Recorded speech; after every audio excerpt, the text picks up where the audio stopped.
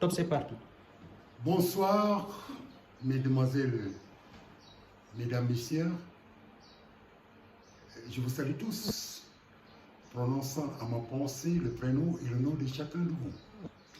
Et je vous remercie de nous prêter votre attention, votre oreille, vos yeux pour cette grande émission qui aujourd'hui inaugure son premier numéro. Disons le numéro 0, voilà. Le numéro 0 donc de ABS Bouya TV. Nous sommes très heureux en ce samedi 22 octobre de vous savoir à l'antenne. C'est Sidi Bouyamay, votre serviteur, qui se présentera le numéro 0 de cette émission et qui aura pour thème la parole. Mais avant d'aller vers cette émission qui s'intitule « Si on en parlait », parce qu'il faut en parler, la parole doit être libérée, il faut en parler. Donc l'émission s'intitule « Si on en parlait ». Mais avant d'aller vers cette émission, cette grande émission, que je souhaite intéressante pour vous et pour nous, c'est un souhait, j'invite sur ce plateau un grand invité, un grand monsieur, monsieur Amadou Racine Ndiaye. Monsieur Ndiaye, venez nous rejoindre sur le plateau. Bonsoir, monsieur Ndiaye. Bonsoir, monsieur Maï. Nous sommes très heureux de vous accueillir. Merci, carrément. Sur ce plateau Merci. de la TV, Bouya TV, Merci. AVS, à votre service. Alors, monsieur Ndiaye, comment vous allez? Je vais bien et vous, professeur? Et la vie? Oui, alhamdoulilah, on est là, hein, on est en vie. Alors, on est un bon Sénégalais. Hein. Lorsqu'on reçoit quelqu'un, après les salutations, les salam alaikum, on peut parfaitement peut-être parler de ce qui nous intéresse. Je vous ai invité pour qu'on parle dans cette émission, si on en parlait. Parce qu'il faut en parler. Vous êtes un acteur de la société civile et politique. Hein. Vous êtes enseignant. Vous avez fait beaucoup de choses et beaucoup de gens vous connaissent. Alors, aujourd'hui, vous êtes invité. Mais le principe est le suivant. Défendre comme ce cœur, comme les Kayouaké. Fais comme chez toi. Mais n'oublie pas que tu es dans une station. Hein? Bon, mais pour autant, fais comme chez toi. Ça, c'est l'hospitalité sénégalaise, ton chantier. Alors, ce faisant, il me semble qu'il serait intéressant, à l'endroit de nos nombreux téléspectatrices et téléspectateurs, que nous fassions des connaissances. Alors, puis-je savoir qui est Mouché Ndiaye, s'il vous plaît? Alors, monsieur Ndiaye est un Sénégalais qui aime servir son pays. Monsieur Ndiaye, de son vrai nom, Racine Ndiaye, est un ingénieur en système d'information. Monsieur Ndiaye, c'est quelqu'un qui aime la politique. Monsieur Ndiaye, c'est quelqu'un qui aime participer au débat de son pays. Monsieur Ndiaye, c'est quelqu'un voilà quoi, qui s'intéresse à la vie de son pays, voilà. Et vous êtes né à Dakar, vous êtes de quelle région? Et où est-ce que vous êtes? Oui, où est-ce que vous avez fait vos études, etc., vos humanités scolaires? Je l'ai fait à Rufisque. Ok. Voilà quoi, je l'ai fait à Rufisque. J'ai eu mon bac S1 au lycée moderne de Rufisque. Ah bon? C'est ça. Donc après cela, j'ai fait mes études universitaires. Je suis allé à l'UQAD, j'ai fait ma licence 1 en maths, physique et informatique. Ensuite, j'ai fait ma licence 2 en maths, physique et informatique. Bien sûr, je me suis spécialisé en mathématiques à la licence L3. Après cela, je suis parti à l'ESMT faire une formation professionnelle et technique. Je me suis formé sur les réseaux et services. J'ai repris le niveau technicien, niveau licence, réseau et services. Ensuite, j'ai fait mon master en système d'information et mon master 2 aussi. Ah, parcours. Voilà. Une bonne tête. Hein, et vous avez dû exercer un peu, peut-être faire quelques activités professionnelles, des stages et autres. Bien sûr, bien sûr. C'est intéressant de connaître. Oui. Actuellement, je suis à la NACIM, donc voilà. Vous êtes là? La NACIM.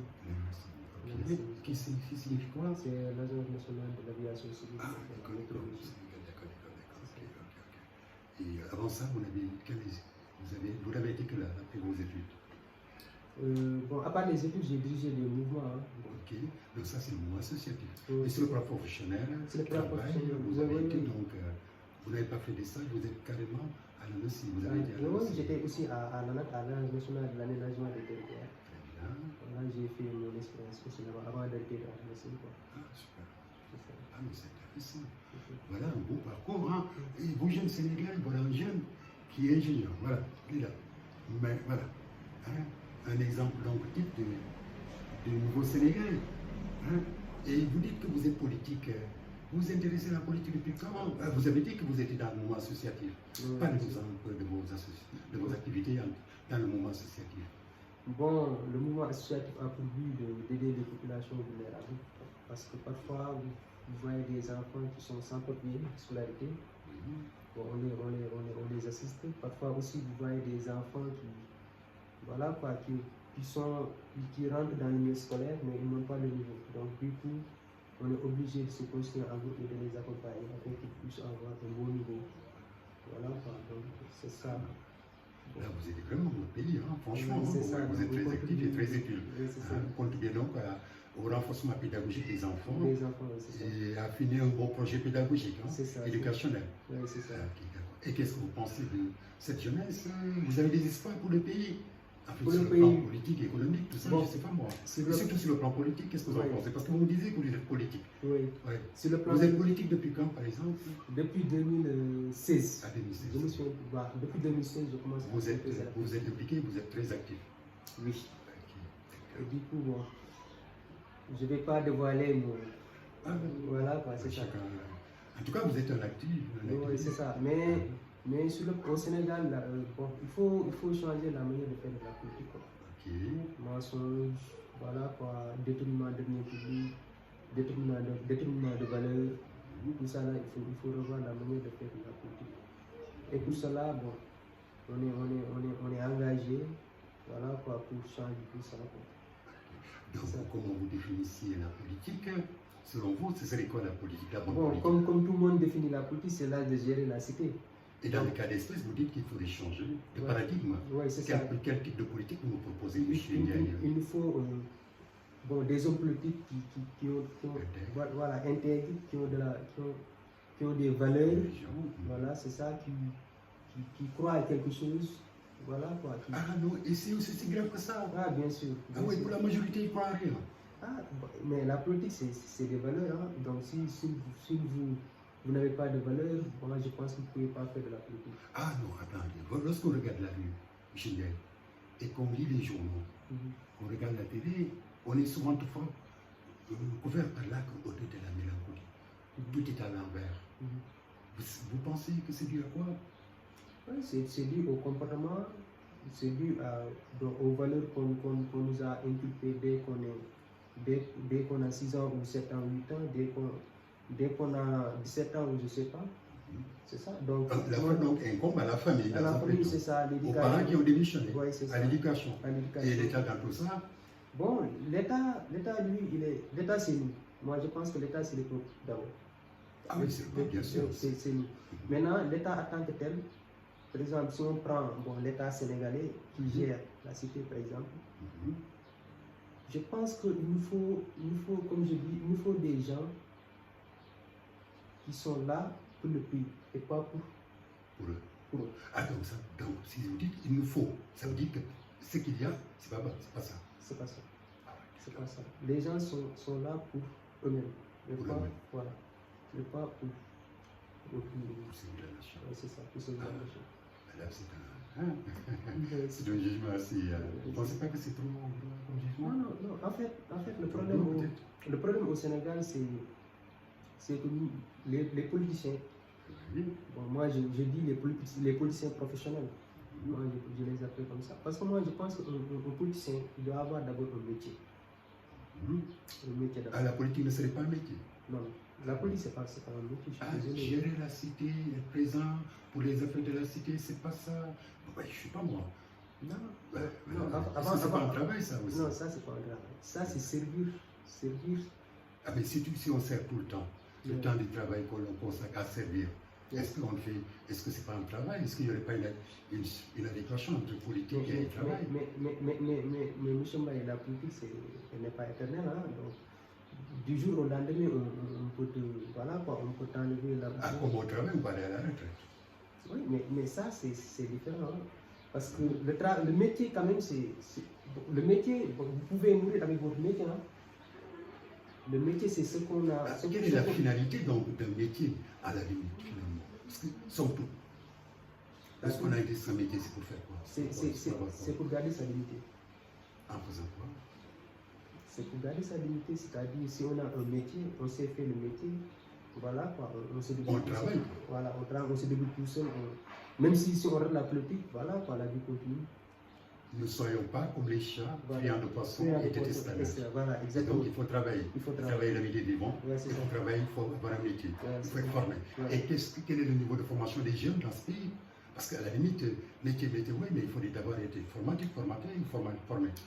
Bon. Et à ce niveau, qu'est-ce que vous en pensez? À ce niveau, bon, l'État sénégalais quand même est en train de faire des progrès. Par exemple, les centres de formation professionnelle et technique, voilà, et quitter l'université. Parce que à l'université publique, on ne vous enseigne pas le savoir-faire.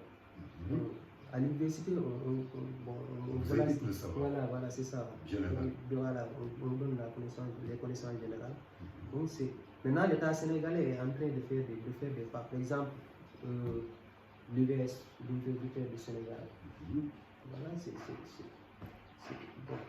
À l'UVS, les performances, vous l'avez assez décrié, hein?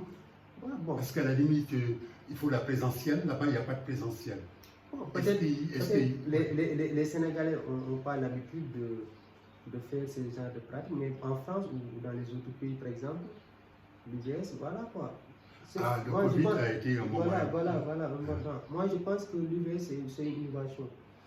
Je salue le professeur Maritonien qui a l'initiative de faire ça, mais moi, je pense que c'est un bon projet. Hein. Ensuite, il y a les écoles de formation professionnelle et technique. Voilà, et puis, voilà. Bon, je pense que l'État du Sénégal est en train de faire quand même. Et qu'à terme, la jeunesse sera bien forte. Bon, quelle jeunesse? Je ne parle pas. Donc là, l'État n'est pas responsable, c'est la jeunesse en voilà. Bon, dans ce cas, on peut indexer la famille. La famille, oui, voilà, qui a démissionné. Pourquoi? Parce que, par exemple, moi, je ne sais pas, un enfant drogué. Voilà, un enfant drogué, par exemple. Un drogué. À l'âge de 14 ans, 15 ans, voilà. Il est responsable? Moi, je pense que c'est la famille d'où il est. De son père, de sa mère, de sa famille, de son périmètre. Voilà, c'est ça. Qui ont démissionné. Pourquoi? Parce que peut-être les circonstances de la vie, moi j'entends tous parfois ça, les circonstances de la vie me poussent à démissionner. Mais quoi qu'il en soit, on ne peut pas démissionner de l'éducation de ces enfants. C'est fondamental. Parce que sans l'éducation, on ne peut rien bâtir, on ne peut rien faire. Moi, j'ai rien. Bon, parfois je critique notre président Macky Sall, mais moi je l'aime sur le sens qu'il ne répond pas Qu'il ne répond pas aux accusations ou aux insultes. Le président Macky Sall, moi je parle de son comportement. Même la manière de parler, vous voyez que. Bon, moi je ne parle pas de la politique, mais son manière de parler, vous voyez que le président, quand même, bon, il est issu d'une famille bien éduquée, entre guillemets. Ah, il est bien éduqué. Bon. Parce que l'éducation, ce n'est pas seulement le fait de bien parler, d'avoir de très bonnes relations, mais c'est le comportement aussi. La parole. Alors, la parole, parlons-en. Et ce sera peut-être l'objet de notre numéro 0 de Bouya TV. Hein? Bon, alors, voilà. Donc, Michel Ndiaye, merci. Déjà, on a une idée, nous avons une idée de qui vous êtes, ingénieur, qui est à la tête et qui s'occupe des problèmes de la cité et qui réfléchit, et qui essaie de voir, de proposer des solutions. Qui est très actif, un mot associatif, etc.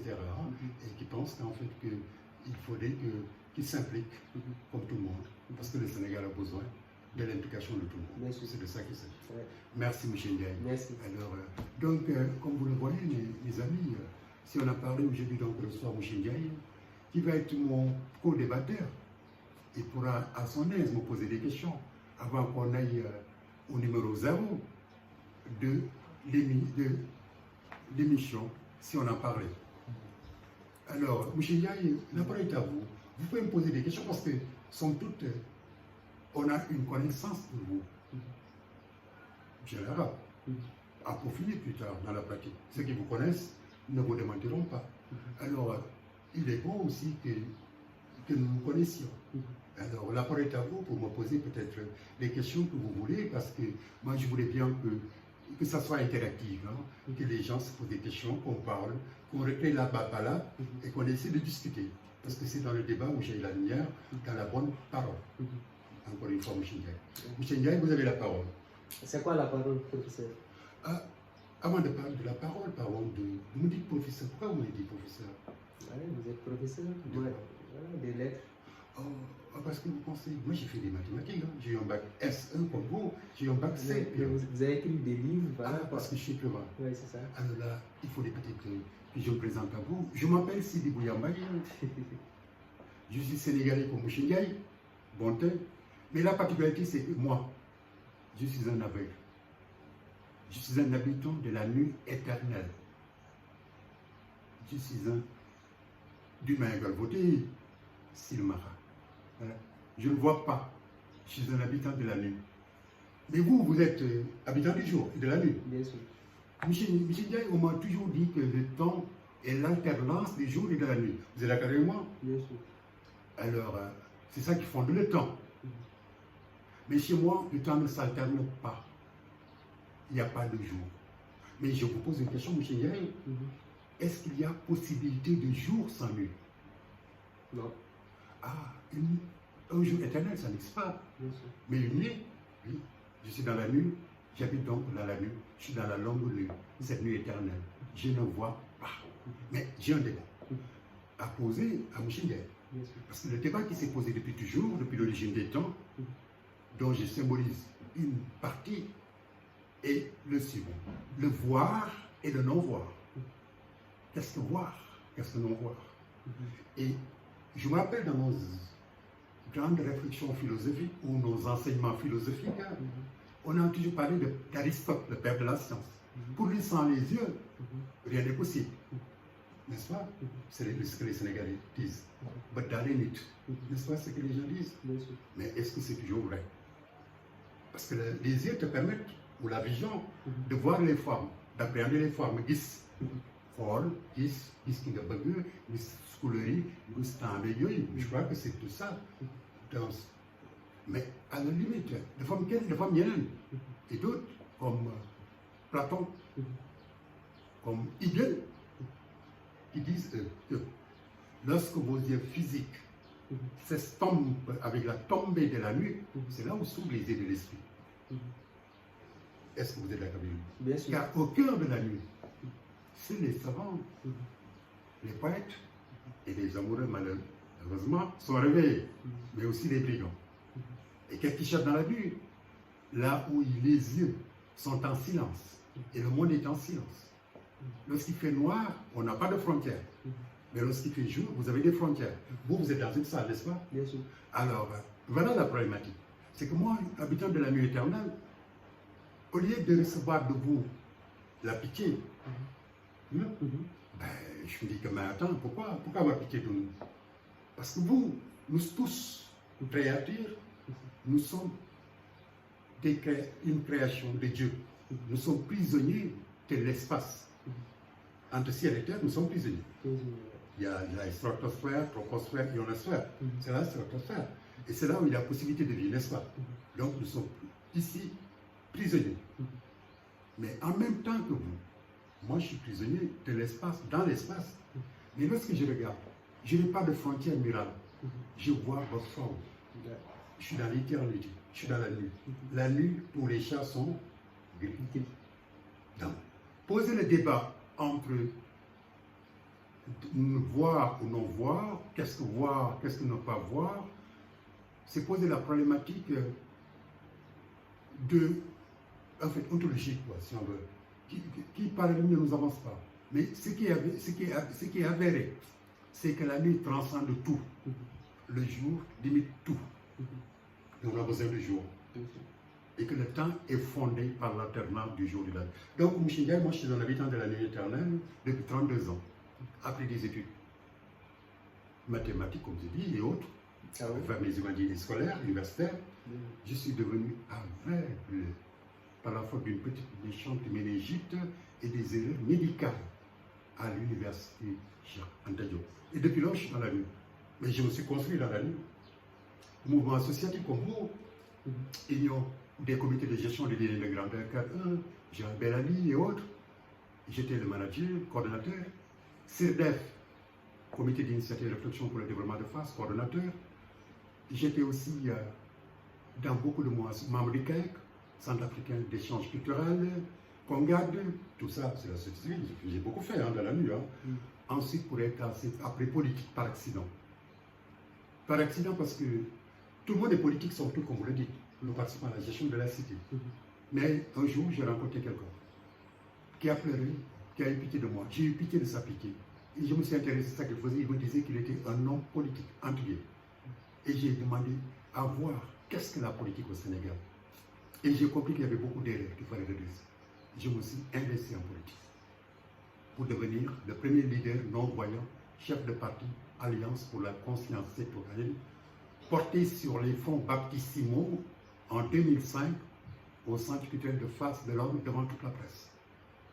Membre fondateur de la CAP 21, on va dire son chef, membre du comité directeur du PDS pendant 3 ans, et avait accompagné tout le mouvement politique du Sénégal jusqu'à présent. Mais je suis arrivé au crépuscule de mon soir, là où on atteint le stade de la sagesse. Et j'ai compris comme Goethe qu'il fallait à un moment se détacher de ce monde politique, de ce qu'on appelle ce brouillard d'erreur et de violence. Et je me suis consacré à l'écriture et j'ai écrit Divinité Terre. Je suis à mon 4e moment que je suis en train de terminer. Le Rescapé, édition L'Armatan en France 2013. La Longue Nuit 2017, édition L'Armatan Sénégal. Volupté fatale, il y a 2 ans. Et maintenant, je suis en train d'écrire La Couronne infernale et un livre d'histoire. Le donc pour dire que je suis un garçon assez angoissé. La nuit ne me retient pas. Je n'ai pas besoin des yeux pour écrire. C'est Dieu. Rendons grâce à Dieu. Le très miséricordieux, le tout miséricordieux. Alors là, je suis arrivé donc à ce soir de ma vie où, dans la nuit, je poursuis la réflexion. Pour réfléchir pour vous, qui êtes du jour, pour apporter ma pierre à l'édifice, car la perte de vie ne saurait être pour moi une tare rédhibitoire, et que les fabricants de lumière ne peuvent payer dans le noir. Non, je regrette. Il faut dire que chacun de nous a quelque chose à apporter. À vous jeunes, voilà une leçon à donner. Et puis, autre part, il faut dire, monsieur Ndiaye, que l'on comprenne que, à Dinabi, il n'y a pas de handicap. Vous tombez, vous distribuez comme ça ta pitié. Regarde par toi-même, tu es déjà un handicapé. À Dinabi, comment faire? Il l'a fait avec nous. Mac, il l'a fait. Maintenant, Mac, il est toog fii di gis lu xale def lu xale gisut. Xale nag, on a besoin de lui. Il faut du tout pour faire un monde, n'est-ce pas? Pour faire un peuple, il faut plusieurs âmes, n'est-ce pas? Ainsi, pour conclure ma présentation, pour montrer que je suis au service du peuple et de mon peuple, au service des hommes, je suis dans l'humanisme. Je vais convoquer dans notre entretien le grand Confucius. Il disait, aidons-nous mutuellement, la charge des malheurs en sera plus légère. Le bien que l'on fait à son frère pour le mal que l'on souffre est un soulagement. C'est ça. Comment on peut faire un bien avoir du mal et être soulagé. Oui, c'est une Il bonne racontait question. que dans une ville, il existait deux malheureux. L'un perclus, moi il l'a fait. L'autre aveugle et pauvre tous les deux. Il demandait au ciel de terminer leur vie, mais ne saurait mourir. L'autre paralytique, couché sur un bras bas dans la place publique, souffrait sans être croix. Il en souffrait bien plus. L'aveugle, à qui tout pouvait nuire, était sans guide, sans soutien, sans avoir même un beau chien pour l'aimer, pour le conduire. Un certain jour, il arriva que l'aveugle à tâtons, au-dessus d'une rue, près du malade se trouva. Il entendit ses cris, son amant fut ému. Il n'est tel que les malheureux pour se plaindre les uns les autres. J'ai mes mots, dit-il, vous avez les vôtres. Ils ne sont les mon frère, ils seront moins affreux. Hélas, dit le perclus, vous aimez mon père que je ne peux faire de ce pas. Vous-même, vous n'y voyez pas. À quoi nous servit notre misère? À quoi répond l'aveugle? Écoutez, à nous deux, nous possédons le bien à chacun nécessaire. Moi, j'ai des hommes, vous des yeux. Moi, j'ai une portée, vous serez mon guide. Ainsi, sans que jamais notre amitié décide qui de nous le remplira le plus utile emploi, je marcherai pour les Sénégalais. Et les Sénégalais verront pour moi dans Bouya TV. Merci. Merci Mouché Ndiaye. Merci pour cette invitation. Merci pour avoir répondu présent au premier numéro de Bouya TV. Je vous remercie. Merci. Donc voilà, à la prochaine fois, Inch'Allah. Merci. Alors, on attaque la deuxième partie donc, de cette